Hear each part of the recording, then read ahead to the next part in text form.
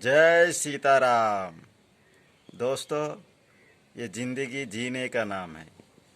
ये ज़िंदगी आपको कष्ट देगी, नष्ट देगी, आपको बहुत सारे दुख देगी और बहुत सारे बोझ अपने ऊपर आएगा।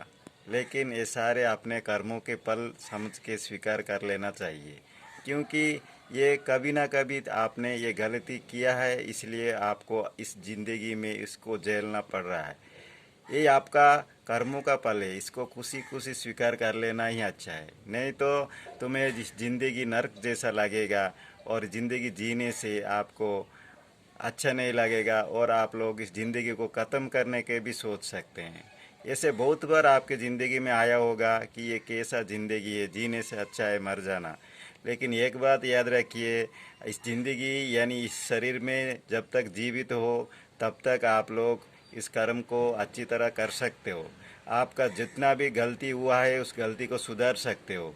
उस गलतियों को सुधार के आप लोग अच्छा ज़िंदगी बना सकते हो। लेकिन अगर आप लोग इस शरीर को नष्ट कर दिए, यानी इस शरीर को, इस ज़िंदगी को आप लोग ख़त्म करने की सोच रहे हो, तो ये तुम्हारा मन का खेल है। मन तुम्हें समझा रहा है कैसे अपने इस शरीर को नष्ट करने के लिए। कभी भी आप लोग मन की बातों में मत जाओ। मन हमेशा आपको गलत रास्ते पर लेके जाएगा और आपको दुर्गति ही दिलाएगा। आप हमेशा मन को समझाने की कोशिश करो। वो मन को कैसे समझाओगे? अपने बुद्धि से समझाओगे।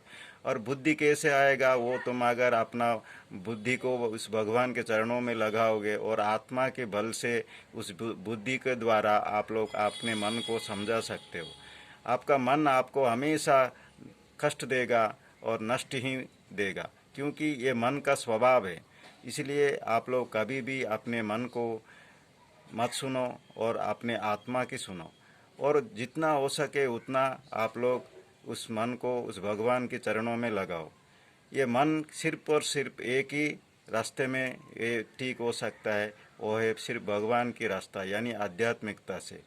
इसलिए हम लोगों को अगर आज क्या भी नष्ट उठाना पड़ रहा है, हम लोग बहुत गरीब हैं, हमारा पास पैसा नहीं है, हमारा बच्चे भूखे मर रहे हैं, हम लोगों को ज़िंदगी बहुत कष्ट हो रहा है, शरीर की पीड़ा हो रहा है, शरीर नष्ट हो रहा है, शरीर में बहुत सारे रोगों की जात हो चुका है, इससे बहुत सारे कष्ट हमको हो रहा है।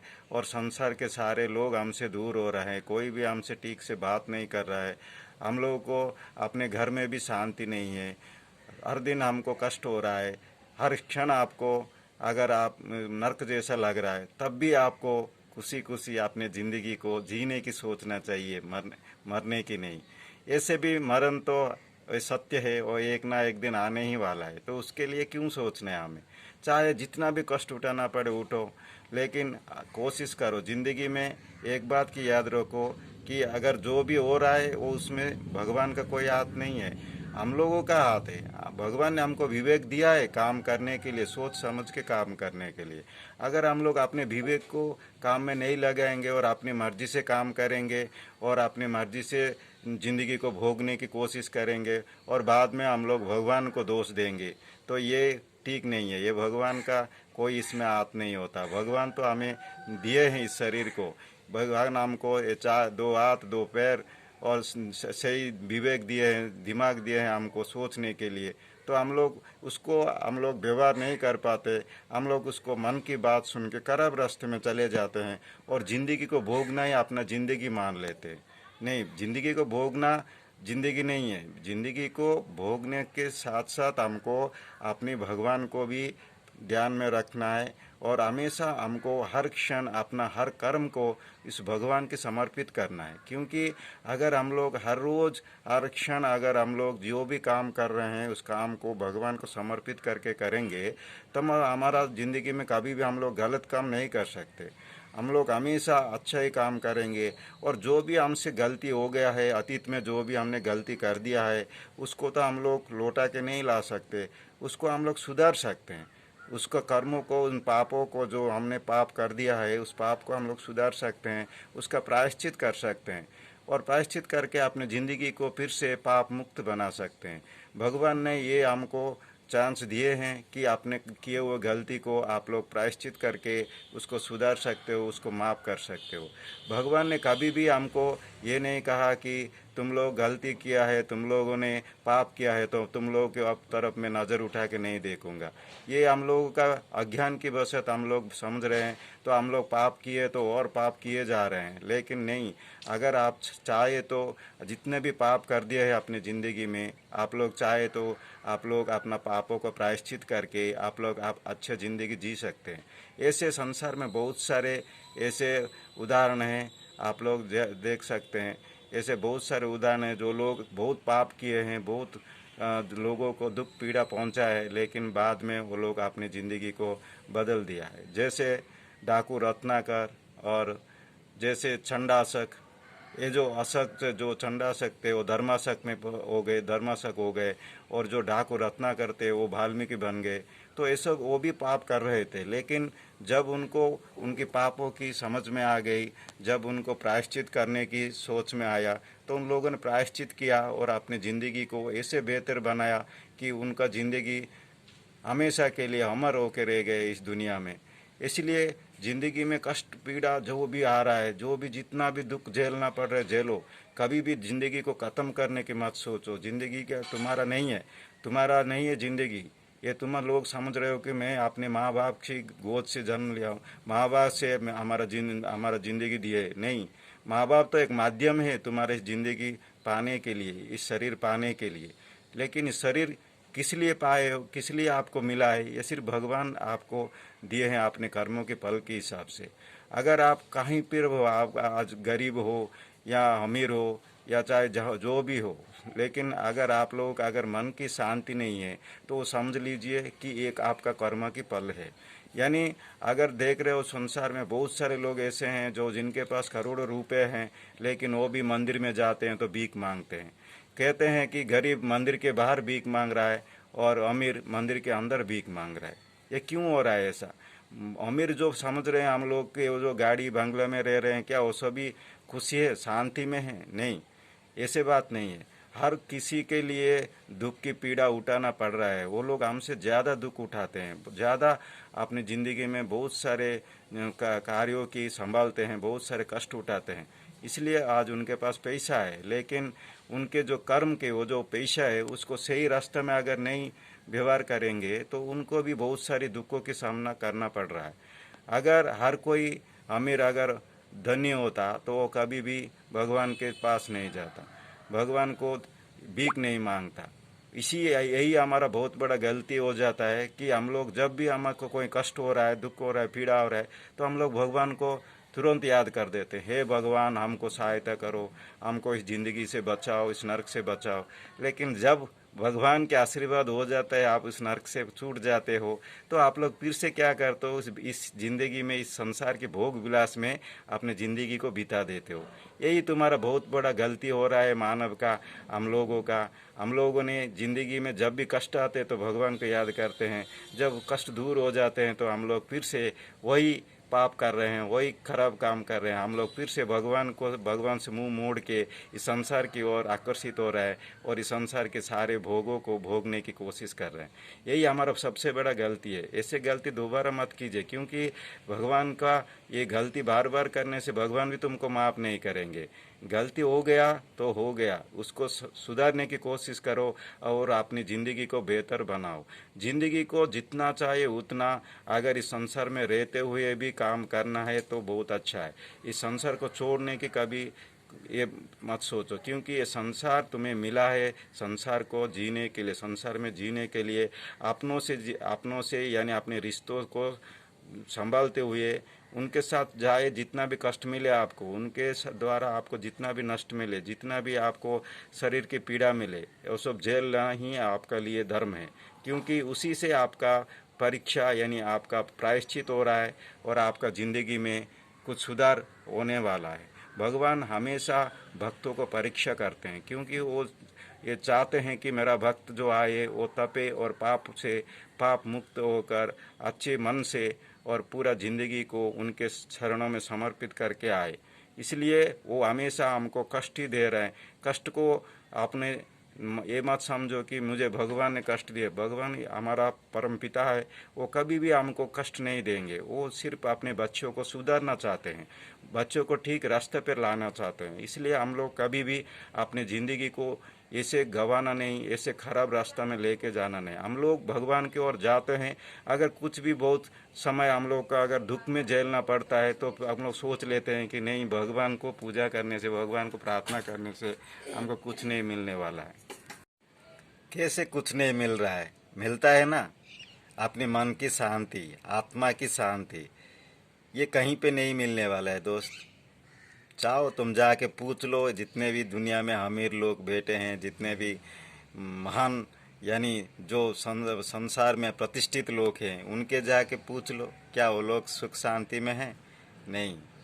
ये सिर्फ और सिर्फ भगवान से ही मिलता है। भगवान की आशीर्वाद से ही आपको मिल सकता है। अगर आप लोग हमेशा अपने कर्मों को सुधार कर ठीक रास्ते में ठीक कर्म करोगे और भगवान को हमेशा समर्पित करोगे, अपने कर्मों को और अपने आप को और अपने विकारों को नियंत्रित करोगे, भगवान की आशीर्वाद हमेशा आपके साथ रहेगा और आपका मन में शांति बनाए रहेगी। आपकी आत्मा शांत हो जाएगा। आत्मा शांति ही सबसे बड़ा ज़िंदगी जीने का मकसद है। और ये आत्मा शांति सिर्फ और सिर्फ भगवान से ही मिल सकता है, क्योंकि ये आत्मा उस परमात्मा के अंश है और इस आत्मा में जो भी गुण है वही परमात्मा का गुण है। भगवान ने हमको उस सारे गुण दिए हैं जो उनका गुण है। उन गुणों को हम लोग नहीं समझ पा रहे हैं और हम लोग अपना मन की खेल में खेल के अपने गुणों को यानी आत्मा के सारे गुणों को नष्ट कर रहे हैं और ज़िंदगी में दुख झेलते हुए, कष्ट झेलते हुए और बहुत सारे पीड़ा को सहते हुए ज़िंदगी जी रहे हैं। नर्क जैसा ज़िंदगी जी रहे हैं। यहीं पे हमको नर्क है, यहीं पे हमको स्वर्ग है। नर्क और स्वर्ग कहीं दूसरे पे नहीं मिलता है। हो सकते ऊपर जाने के बाद इस आत्मा को यानी इस सूक्ष्म शरीर को क्या दंड मिलेगा वो अलग बात है। वो तो बहुत ही कठिन काम है वो जानना, क्योंकि कहते हैं कि मरने के बाद भी अगर आप लोग जानबूझकर इस शरीर को नष्ट कर दोगे तो आपका मन यानी आपका जो सूक्ष्म शरीर है, जो आत्मा के साथ जा रहा है दूसरे शरीर में, उस शरीर के लिए बहुत पीड़ा होगा। इसलिए हो सकता है तो आप लोग उस सूक्ष्म सूक्ष्म शरीर को भी यहीं पे संसार पे ख़त्म कर दो। वो कैसे संभव है? आपको सिद्धि करके भगवान के चरणों में अगर आप काम, क्रोध, लोभ, मोह, अहंकार को संपूर्ण रूप से त्याग कर सकते हैं तो आप लोग वो भी पा सकते हैं। आपका पुनर्जन्म नहीं होगा। आप लोग सीधा भगवान के पास, भगवान की परम धाम में प्राप्त हो जाओगे और वहाँ जहाँ पर आपको पुनर्जन्म इस पर धरती पर आने की ज़रूरत नहीं पड़ेगा। लेकिन ये इतना दूर तक हम लोग की सोचने की ज़रूरत नहीं है, क्योंकि हम लोग जितना हमारा शक्ति है हम लोग उतना काम करेंगे और अच्छे काम करेंगे और हमेशा संसार के लिए, अपनों के लिए, किसी ना किसी दूसरों के लिए हम लोग किसी को ये सोचे कि हमारा द्वारा किसी का नष्ट ना हो, किसी को कष्ट ना हो। हम जाए जितना लोगों की पीड़ा सहना पड़े सह जाए, लेकिन उसका भी एक समय होता है जब हम लोग ज़्यादा अपना दुख को दूसरों की पापों को झेलेंगे। वो भी एक तरह से गलत है।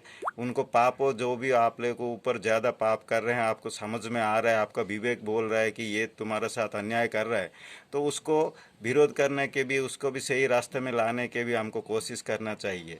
ये भगवान ने अगर ये समझाने से अगर सारा दुनिया समझ जाता तो बंसी यानी बांसुरी बजाने वाला कभी भी वो इतना बड़ा महाभारत नहीं करते। इसलिए आपको समझना पड़ेगा, जहाँ पर अस्त्र उठाना है वहाँ पे अस्त्र उठाना है, लेकिन उसके लिए समय है।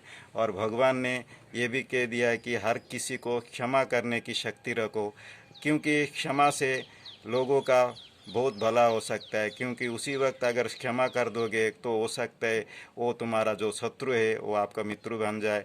और दुनिया में बहुत सारे ऐसे जगह पर ऐसे घटना घटी है कि बहुत बड़े बड़े शत्रु था जिनके पास था, वो लोग इसी इसी शांति यानी क्षमा की वजह से वो लोग अपनी ज़िंदगी को बदल दिए हैं और मित्र में परिणत हो गए। और भगवान बुद्ध के जीवन शैली को आप लोग देखोगे तो उन्होंने कभी भी किसी के ऊपर गुस्सा यानी किसी के ऊपर उन्होंने कभी भी उन्होंने ईर्ष्या नहीं किए। वो हमेशा लोगों को प्यार करने को, प्रेम करने को, प्रेम बांटने को सोचे हैं, इसलिए वो भगवान बन गए। जो भी उनको मारने के लिए आए, उनको दंड देने के लिए आए, वो लोग बाद में उनके भरम भक्त बन गए और उनके चरणों में उनके भक्त बन के अपने ज़िंदगी को बिता दिए। ये सब हो रहा है केवल अच्छे कर्मों से। यानी आप लोग समझ रहे हैं कि शत्रु को शत्रुता से ही, यानी शत्रु को अस्त्र से ही मार सकते हैं, ये गलत बात है। शत्रु को हम लोग प्रेम से भी मार सकते हैं। अपनी लोगों को अगर अगर शत्रु है तो उसको अपने प्रेम से, अपनी क्षमा के भाव से, अपनी सहन शक्ति के भाव से उसके मन में बदलाव आ सकता है। उसके लिए हम लोग प्रयत्न करना चाहिए। अगर उसके बाद भी वो नहीं मान रहा है तो उसके बाद हम लोग जैसे बर्ताव करना है ऐसे भगवान करेंगे, हमको वो बुद्धि देंगे। हम लोग अपनी बुद्धि को ठीक रास्ते में लगाए और ठीक विवेक को ठीक कर्म में लगाए तो हम लोग कभी भी गलती नहीं कर सकते और हम लोग हमेशा उस भगवान को याद करते हुए इस ज़िंदगी को बिता सकते हैं। हर क्षण हमको काम कर्म करना है, कर्म के बिना जीना नहीं है। हम लोग हर क्षण काम कर रहे हैं और करते रहेंगे, ये प्रकृति का नियम है। कोई भी ऐसा व्यक्ति नहीं है जो कर्म नहीं कर रहा है, लेकिन वो कर्म उनके विवेक के ऊपर निर्भर करता है वो कैसे कर्म कर रहे हैं। उस कर्म से क्या कुछ लोगों की भला हो रहा है या बुरा हो रहा है। अगर आपका कर्म से लोगों की भला हो रहा है तो आप ज़िंदगी में कुछ अच्छे काम कर रहे हो। अगर लोगों की बुरा हो रहा है, लोगों की नष्ट हो रहा है, लोगों को पीड़ा दे रहे हो, तो आप लोग समझ लीजिए आपका दुर्गति हो गया है और आप खराब रास्ते की ओर जा रहे हैं। यही इसी क्षण को आप लोगों को समझना चाहिए और यही ज़िंदगी को आपको बदल सकते हैं। तो आप अच्छा ज़िंदगी पा सकते हैं और इस ज़िंदगी को सार्थक बना सकते हैं। इस ज़िंदगी को जीने का मूल आप लोग उठा सकते हैं। भगवान आपको यही ज्ञान दिया है, यही विवेक दिया है। इसलिए आज से कभी भी भगवान को गलती, भगवान को दोष मत दीजिए, भगवान के ऊपर उंगली मत उठाइए। अपने कर्म को अपनी बुद्धि विवेक से सोच समझकर कर्म कीजिए और हमेशा भगवान को ध्यान करते हुए उस रास्ते पर चलिए। इस ज़िंदगी को कभी भी ख़त्म करने की मत सोचो। ज़िंदगी को जितना भी कष्ट हो आप झेलो और इस कष्ट को अपना लो और भगवान को स्मरण करते हुए आगे चलो। ऐसे भी दिन हो सकता है कि आपका आगे कुछ दिनों के बाद अच्छे कर्म होने वाला है, अच्छी ज़िंदगी पाने वाले हो और आपका सारा कष्ट दूर होने वाला हो और आप लोग अपनी विवेक को नहीं सोचोगे, विवेक से नहीं सोचोगे और आप लोग इस ज़िंदगी को ख़त्म कर दोगे तो आप इस मरने के बाद आपका ज़िंदगी और ख़राब हो जाएगा। क्योंकि कहते हैं इस शरीर की पीड़ा तो शरीर नष्ट होने के बाद ख़त्म हो जाता है, लेकिन जो हमारा सूक्ष्म शरीर यानी जो आत्मा होता है उसका शरीर के अंत होने के बाद उसको बहुत कष्ट हो रहा है। वो ज़िंदगी में कुछ अच्छा मार्ग नहीं पा रहे हैं, वो भगवान ने उनको सही रास्ता नहीं दिखा पाते क्योंकि उनका जो प्रायश्चित होना था वो आधा अधूरा में खत्म रह गया है। इसलिए भगवान उनको कहीं पे अच्छा रास्ते पे लेने की नहीं सोच रहे। ये उनका कर्मों का फल यानी मरने के बाद भी हमको हमारा इस आत्मा को यानी सूक्ष्म शरीर को फिर से हमको झेलना पड़ता है। इसलिए आप लोग सोच समझिए कि ज़िंदगी जीने से अच्छा है, मरना अच्छा नहीं है। मरने के लिए कभी भी मत सोचो, ज़िंदगी जियो, जितना भी नर्क जात ज़िंदगी मिला उसको जियो और उसको प्रायश्चित करो और ज़िंदगी से ऊपर उठने की कोशिश करो। उस भगवान को अपना लो और भगवान को हमेशा अपने परमपिता परमेश्वर को हमेशा अपने मान लो, वही अपना है, बाकी सब कोई अपना नहीं है। ये जो भी चीज़ें देख रहे हो ये सब क्षणस्थायी है यानी नश्वर है, ये सब खत्म हो जाएगा। कुछ दिनों के बाद ये हमारा नहीं रहेगा। आज है तो कल नहीं, कल है तो परसों नहीं। इसलिए इन चीज़ों पर हम लोग ज़्यादा ध्यान नहीं देंगे। लेकिन हम लोग का ये कर्म है कि संसार में है तो हमको धन भी कमाना है, हमको अच्छा कर्म करके अपना परिवार की पोषण भी करना है और उसके साथ साथ हमको हर क्षण उस प्रभु की याद भी करना है। यही हमारा परम कर्म है। ये कर्म को करते जाना है क्योंकि कहते हैं जो संसार में रहते हुए भगवान को प्राप्त कर लेते हैं उनसे बड़ा महर्षि कोई नहीं होता। जैसे उदाहरण है जनक महाऋषि। जनक संसार में रहते हुए भी वो एक महाऋषि बन गए थे जिनका नाम आज तक हम लोग याद कर रहे हैं। इसलिए संसार में रहते हुए ही हमको भगवान को स्मरण करके, भगवान की पूजा प्रार्थना करके, भगवान को याद करके, उनके ज्ञान को प्राप्त करते हुए अपनी ज़िंदगी को आगे बढ़ाना है, अपनी ज़िंदगी को बेहतर बनाना है, अपनी ज़िंदगी को आध्यात्मिकता के ओर एक कदम आगे बढ़ के जाते ही रहना है। यही हमारा परम धर्म है। दोस्तों, अगर आप लोगों को मेरा इस वीडियो से कुछ सीखने को मिला, कुछ ज्ञान मिला, तो अगर आप लोग हो सकता है तो मैं कोई बड़ा साधु या संत नहीं हूँ, कोई इतना ज्ञानी नहीं हूँ। जो मेरे ज़िंदगी में मैंने कुछ एक्सपीरियंस की बातें हैं जो आपके सामने बोला है, अगर वो ठीक लगता है तो आपका ज़िंदगी में इम्प्लीमेंटेशन करो और अपनी ज़िंदगी में सही रास्ते पर लेके आओ और मन की शांति पाने की कोशिश करो। एक मन की शांति ही तुम्हें अच्छा ज़िंदगी जीने की अवसर दिलाएगा और मन की शांति ही तुम्हें हमेशा आत्मा को शांति देगा और आत्मा से आप लोग अच्छा ज़िंदगी जी सकते हो। अगर आप लोगों को ये अच्छे लग रहे हैं तो मेरा इस वीडियो को ज़रूर लाइक शेयर और कमेंट्स कीजिए और मेरा इस यूट्यूब चैनल को ज़रूर सब्सक्राइब कीजिए। ये भगवान का आपके ऊपर आशीर्वाद होगा।